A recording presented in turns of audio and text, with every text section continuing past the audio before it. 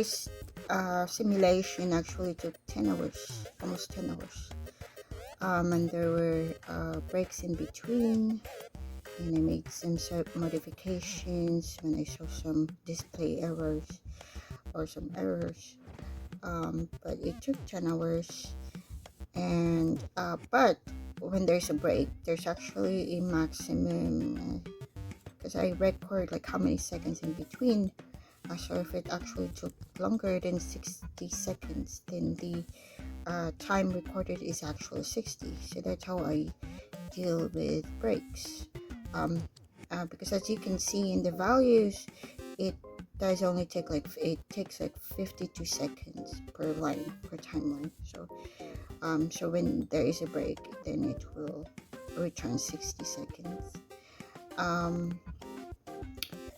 So previously, in the previous dashboard, what I actually do is I copy and paste the resulting values after each simulation. So it's actually manual. So like at the end, when all of the timelines were completed for that simulation, I copy the total cost basis and the GL, and then calculate the percent GL. But so that's not something that we want to do, especially if we want to do a long simulation, which has 21 simulations, 7 different month duration in different market caps. This time it's large. I chose large, small, and micro. But it's actually, you can also do none, like but that would have been ETF. So there are some that has no market capitalization, like the indexes, like the financial products, but not all. But there are, I think in my last dashboard, there's like over 3,000 that has no label. And or all, you can also choose all. So it's not just large market, large, small, and micro.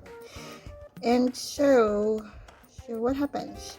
So at a glance, it's still the same conclusion. So it's large market cap and longer duration. So this time it's large market cap 48 months. But there will be other dashboards. So I've sort of completed the design of 4 other dashboards that explore more on the data. Because like what we see here is just the GL after, the percentage GL for that simulation, but maybe there's a different conclusion when you when you consider the number of transactions or the number of months. So it's going to be explored in the next dashboards, that explores more on the data that's recorded in LT5. So that's going to be the next things to do. So what else? So this, you can run the macro. So this has the run button, and then it will stop at the number that you said it should stop. This I entered 21, and then you can clear the records if you like. If you want to start over, it can clear the records or just clear the tickers. If you want to move on to the next simulation, you can also do that. And so when I took breaks, I entered X and X for both, so I don't want it to clear anything.